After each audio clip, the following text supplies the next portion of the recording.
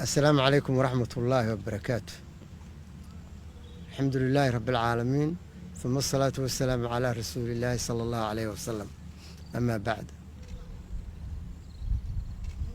باوركي ولوا سعداء بريقنا ماله قولدي وسيقى حمر وكبحي قولدي سيادة waxaan ku talin lahaa maanta oo taladeedu maanta ay ku wajahan tahay waa gobolada cudurku waa cudurka aan ognahay khatarta ah waa cudurka aan naqaano sida loo kala qaado waa cudurka aan isku sheegayna maaliyaha baahan in loo baahan yahay in la kala fogaado in maaskiga la gashto in gacmaha la iska dhaqo in nadaafadda guud iyo midda shakhsigaaba kor loo qaado in markii la qufacayo ama tan lagu qufaco inta lagu qufaco waa isku sheegnaa taas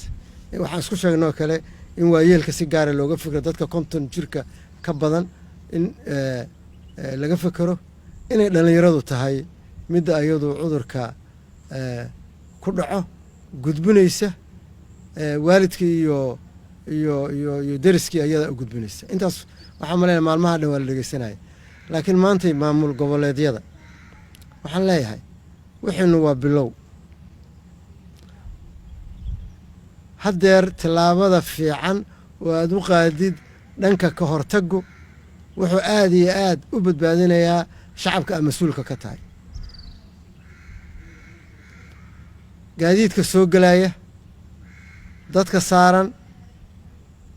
kuwa meesha ay joogto ka baxaya hadda in la xakameeyo u baahan yahay waxaan kaloo codsan lahaa suuqyada inta la tago in lagu dadaalo dadka in la kala fogeeyo waxaan kaloo ku tali lahaa maaskarada in la samaysto oo la wada isticmaalo oo aad khasab ka dhigtaan in la isticmaalo qofka isticmaalo la ganaaxo oo ku talinaya wacyigelin xoog badanna inaad samaysaan baan ku talinaya wacyigelin weliba aggressive aan ahayn mid la isku barbaryaaye mid khasaba in la sameeyo inaad samaysaan naftiina badbaado u tahay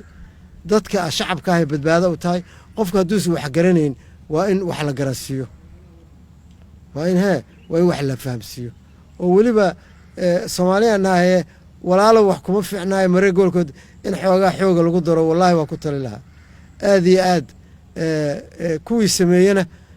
waa la ogyahay maantay guulaha ay gaareen oo adduunka ka gaareen kuwa aan sameeyna hadda waa ognahay wixii dhacay tusaale waxa noogu filan haddaan ka soo qaadano waddanka China iyo Iran iyo Talyaaniga iyo Spain iyo aan noogu filan tusaale waddankii China markii lagu arkay meel walba xiray wuu hakay cudurku iska hakay laakiin intii isku daysay oo goobaha cibaadada iska tagay oo hoteeladoodii dukaamadooda waaweyn u furnaayeen oo suuqyadooda u furnaayeen waa kuwa ugu dhimashada badan leh wadagtaa maanta China waa waddanka tobnaad haddaysan ahaynba kan ka sii hooseyn waddanka tobnaad maraysa maanta horena iyadaa number 1 ahayd maanta yaa number 1 Mareykanka ah adduunka maanta meeqa cudur ka maraya 3,820,000 maraya habciisan inuu mar dhow 5 milyan waa gaaraya 10 milyan waa gaaraya sanadku intuusa dhammaan hadduusan ka horba gaarin haddaanoo Soomaali intaasaan aan ka midna shacabkeennuna waa yaryahay Mareykanka kale hadda isku dhiririno oo 330 milyan war maxaan naano 15 milyan iyo xoogaa adu 16 milyan waxa dhaamay 16 milyan hadda nagaba go'o dadkeena anaga waxaan rabnaa marka inaan dhamaanteen inta gacnaha is qabsano